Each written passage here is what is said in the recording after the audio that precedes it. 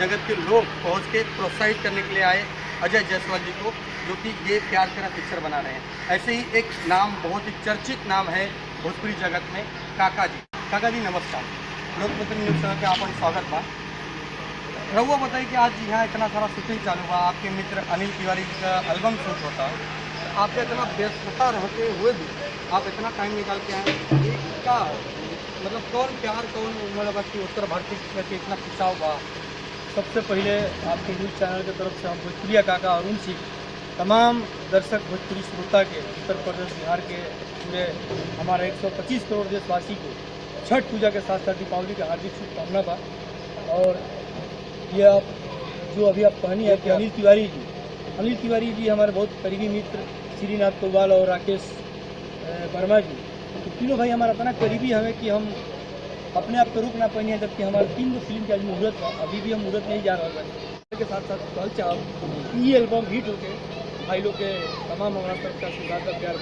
बहुत ही हाल में कौन सी के अवार्ड से सम्मानित किया गया, वो अवार्ड के बारे में कहा जा रहा है, हमें बताइए। ये बड़ा खुशी के बात है कि आज क्वेश्चन दवा कहीं है कि सच है कि भोजपुरी के जितना भी स्टार गायक बढ़े वो अपने अपने ज़माना के स्टार बढ़े और सारे गायक अच्छा गावे। बचपन के दोस्त जो कि भोजपुरी के महान गायक में से बा, जेकर नाम है भोजपुरिया मोहम्मद रफ़ी पवन सिंह हमार बचपन के दोस्त हमें, और जब हम छठवा में पढ़ते रहेंगे तब से पवन भाई वाकई भोजपुरी का मोहम्मद रफ़ी है। इसके लिए हमने अपने संस्था की तरफ से हमने भोजपुरिया मोहम्मद रफ़ी का अवार्ड पवन भाई को मैंने सम्मानित किया अभी भीमंडी की धरती पे। तो ये भी हकीकत है कि हमारे भोजपुरिया रफ़ी अगर केहू बात तो पवन सिंह। अच्छा भैया, हम सुनिए कि आपका छठ पूजा का प्रोग्राम हो जाला भाईंदरों में, सबके आशीर्वाद से 1998 से लेकर आज तक जूहू चौपाटी में हम रही बिहार फ्रंट समन्वय समिति के साथ। अब की बार से हम जब पहले मलाड रहते हैं, अब हम रहे आगे मैंने मीरा रोड। हाँ, तो हम यही भाईंदर जोड़नी है। भाईंदर छठ पूजा में हम भोजपुरी के छोटा बड़ा तमाम कलाकार मिला के 24 गो स्टार बोले बनी, जो में 7 गो हीरोइन बड़ी। हाँ, हीरोइन से ले ले, विलेन से ले ले, कलाकार से ले ले। सिंगर में बने राकेश मिश्रा जी, जो कि हमारे छोट भाई राकेश मिश्रा आज के स्टार बा। राकेश मिश्रा बड़े, बीने बाली बड़े, अभिषेक सिंह गोलू बड़े, ये एल्बम के गायक ये श्रीनाथ तोवाल बड़े। बता दें कि एक भैया का ऐसा संस्था बा जो उनके छठ पूजा पे छोट से लेके जितना बड़ स्टार कलाकार सिंगर बाने सबके भैया मौका दे।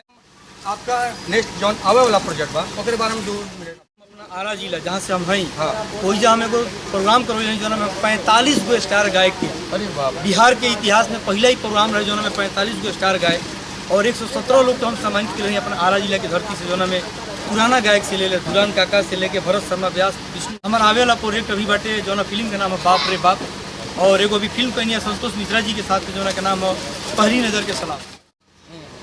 ये कब तक रिलीज हो जाएगी और कब तक राहुल लोग के? बाप रे बाप हमारे दिसंबर में रिलीज होता और जनवरी मकर संक्रांति के उपलक्ष्य में हमारा बाप रे बाप रिलीज होता। तो ये थे काका जी का जो भी प्रोजेक्ट था और उनके जो हुनर थे वो उन्होंने अपना दिखाया हुआ है। दोस्तों मैं आपको ये बता दूं कि काका जी एक नाम ऐसा है, फिल्मी दुनिया में तो उन्होंने काफ़ी मदद की है। इन्होंने अपनी संस्था के थ्रू उत्तर भारतीयों के लिए बहुत कुछ किया है और ये उम्मीद करूँगा कि ऐसे करते रहिए। तमाम भोजपुरी श्रोता के भोजपुरिया काका अरुण सिंह की तरफ से छठ पूजा के हार्दिक शुभकामना देते। आपके चैनल का हम धन्यवाद कोई चाहता नहीं, प्रणाम कोई चाहता नहीं। और आप तो ये आशीर्वाद था अनिल तिवारी जी और अजय जायसवाल जी के लिए, जो कि उनके हिंदी पिक्चर और भोजपुरी एल्बम शूट हो रहा है। मैं संजय मिश्रा, लोकमित्र न्यूज़ चैनल, मुंबई।